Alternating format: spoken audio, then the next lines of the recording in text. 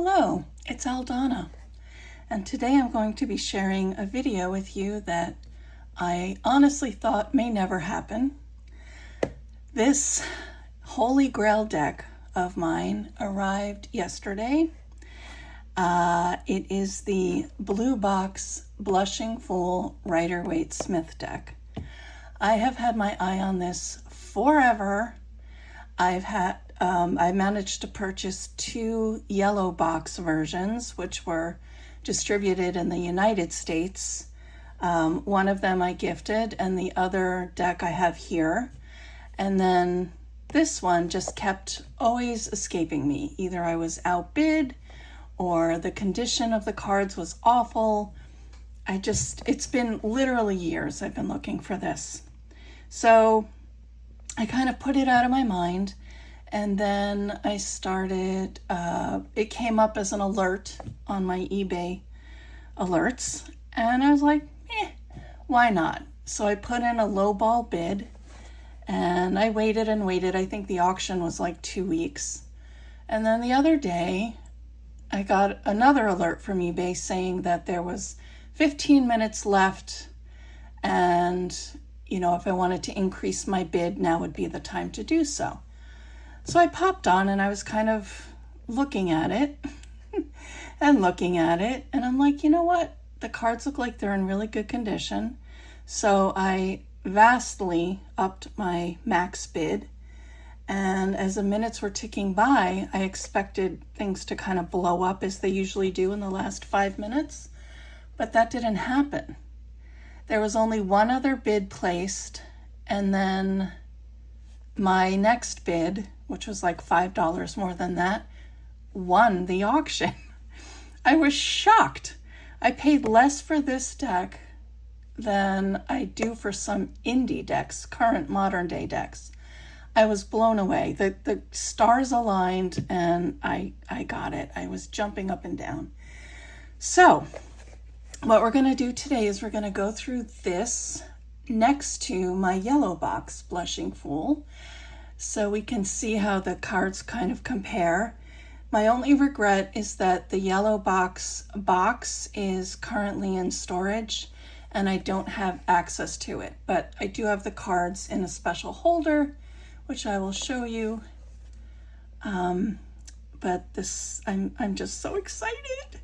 And I have to say that the box is, kind of gross and dingy, but it still functions as a 2-piece box. The inside is better than the outside. These are the 2 blank cards that came with it, and as you can see, they're very clean. So I knew this was a good indication that, the cards themselves would be fine, despite the condition of the box. This is the pamphlet it came with, and again, perfect. No stains, no creases. So this is, it says first published 1910, this edition 1972. And this is the one that's Waddington Press, I believe. For those of you that don't know, the Blushing Fool is kind of a run of decks that were misprinted. And yeah, Ryder & Co., Fitzroy Square, London, in association with Waddington Playing Cards. That's what you want to look for the Blushing Fool version. Also, the world on the front has more of like an olive green wreath instead of like a bright green, which came in later editions. So, all right, let's see how we do this. Okay, this is my yellow box Blushing Fool deck.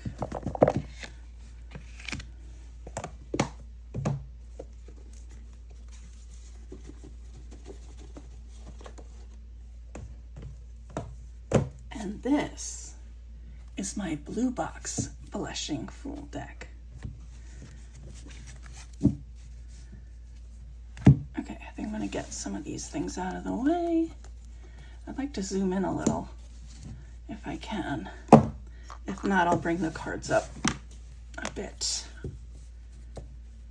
Oh, this is so exciting for me. So right out of the gate, you can see they're pretty much equal with regards to thickness. Look how much cleaner this blue box is than my yellow box. No stains, nothing. The cards are like pristine. Oh, I'm so lucky. Okay. That's the other side. Paper-wise, definitely the blue box is more papery.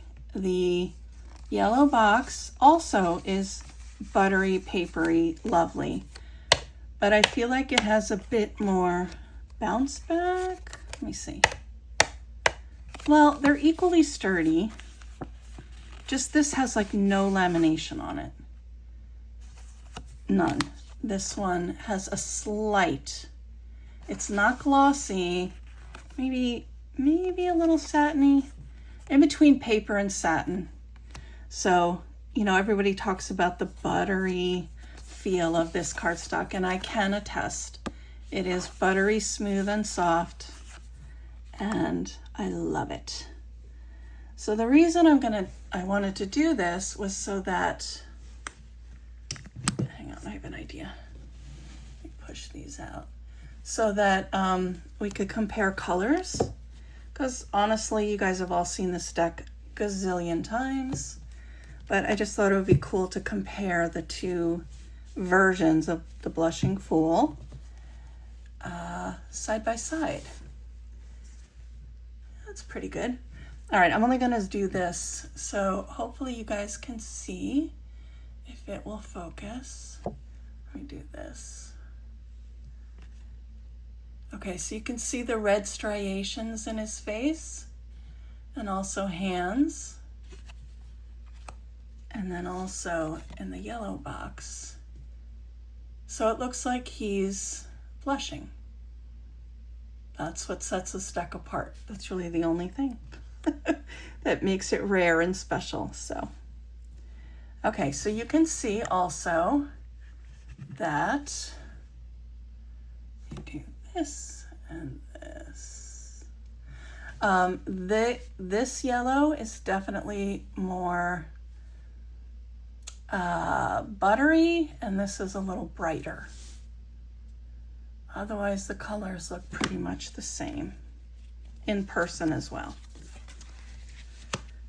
So here's the Magician, and I would say that both of these yellows look pretty close.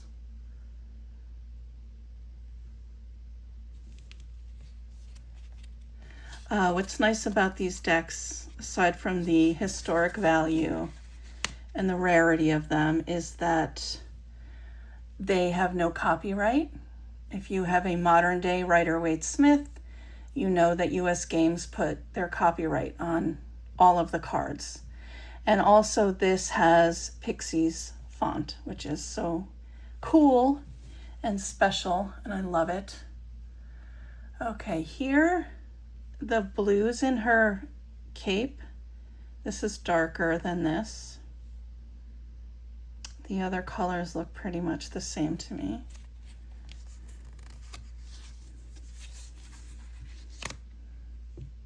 The Empress looks the same.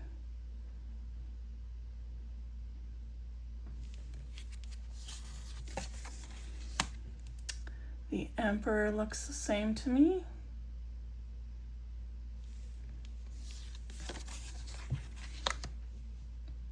This one looks a little more red.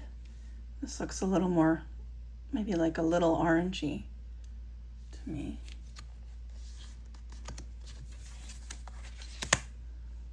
The Lovers, again, looks about the same. The bodies might be a little more orange. These are more pale.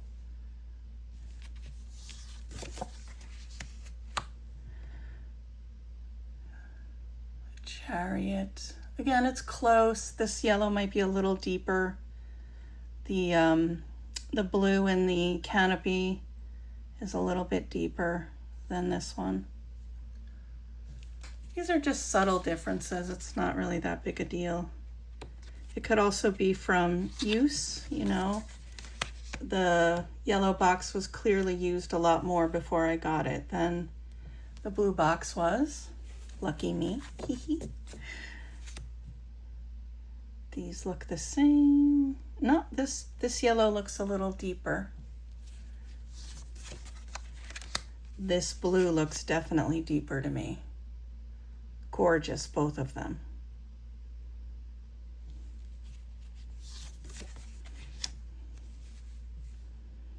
This blue looks brighter. Again, subtle, nothing crazy. So this looks more mauve-y, and this looks a little more purple. And this looks red, and this looks more orange to me.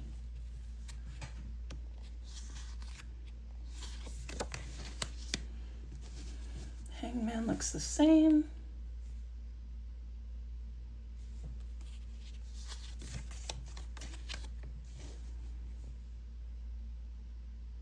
Death pretty much looks the same to me. Temperance. But you see how like unmuddled and clear and fine the line work is on these older decks?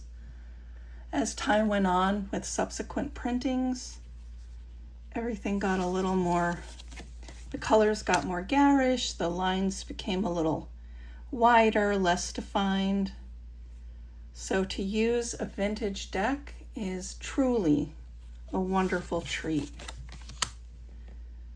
And even if it's not the Blushing Fool, I have two versions of this deck that have very similar cardstock, no copyright, Pixie's font. It's not the Blushing Fool, but if you want to get that vintage feel without spending a lot of money, I highly recommend purchasing one of those decks. They're a lot more common than these are. Here the blue is darker.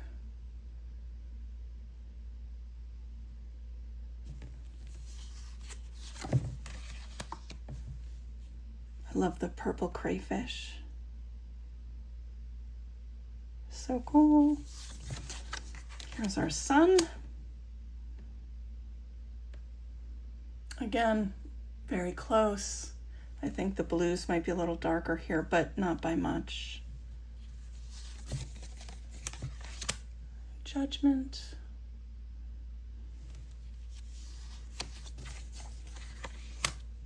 And the world. So if you can see,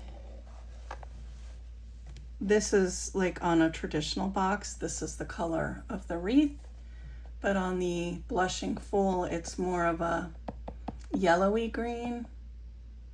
So you can kind of tell the difference there.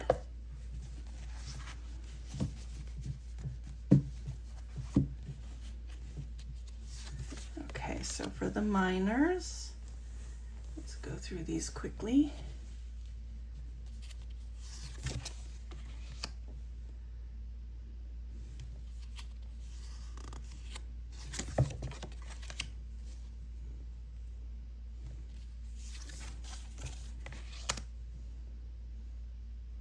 So I feel like my vintage collection now is pretty much complete. I have both Blushing Fools.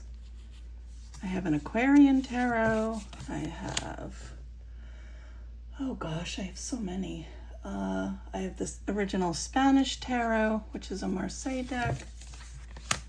I have the Hoi Polloi tarot. Here the blue is darker. It's fun. I love holding a piece of history.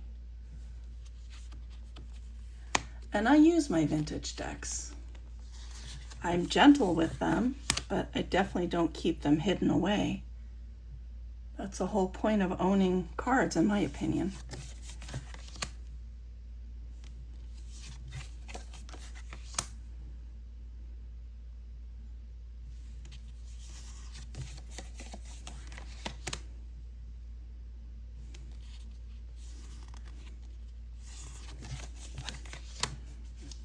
course, that doesn't stop me from still buying modern decks. Yikes, I have to do something though. It's getting a little out of control. I'm gonna have to go through my collection and get rid of some because it's become a lot. The past few years I've really upped my spending, and I just have all these beautiful decks that are just sitting there. Like I can't even, there's not enough time in the day.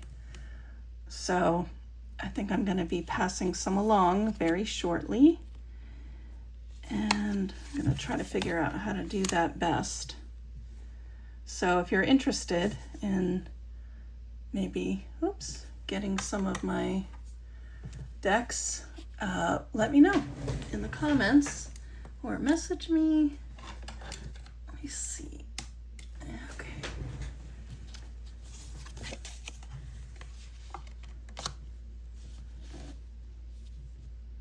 Such a beautiful card. I love it.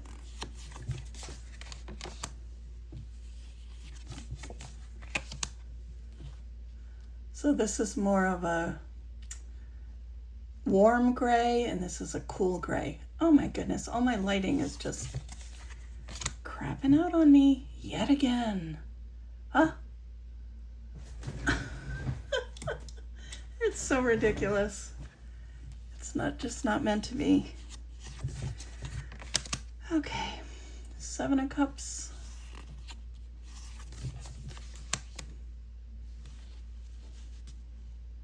These are about the same as usual. These are also the same.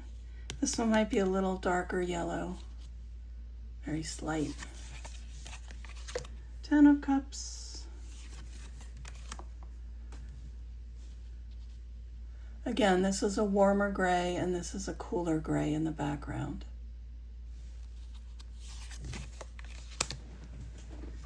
Darker blue, lighter blue. Mainly in the backgrounds I'm finding the differences. Darker blue, lighter blue.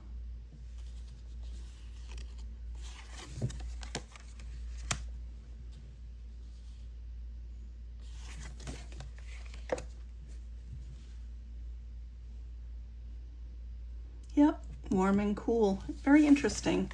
Again, it's subtle, but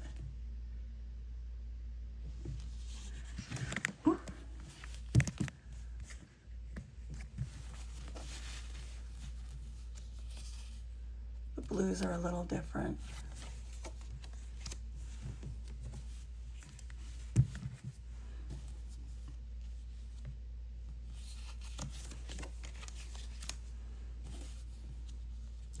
So overall, I would say that they're a very close match. The grays in the blue box are definitely cooler. The grays in the yellow box are warmer. Cardstock is more papery in the blue box than the yellow box, but they're close.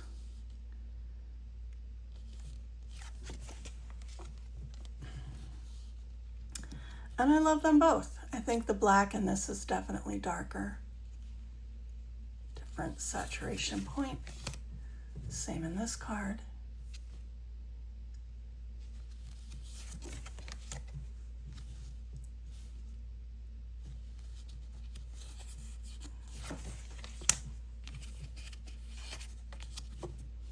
The Knight. And the Sword. Queen of Swords, King of Swords.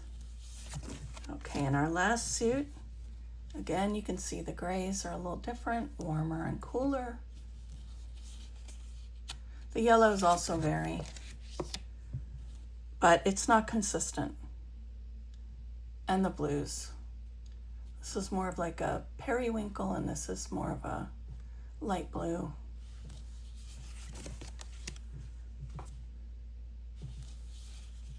Otherwise, I feel very lucky to have both.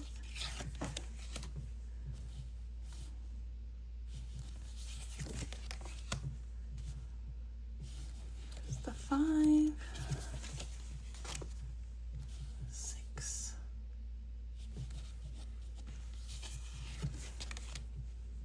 7, 8, 9, 10,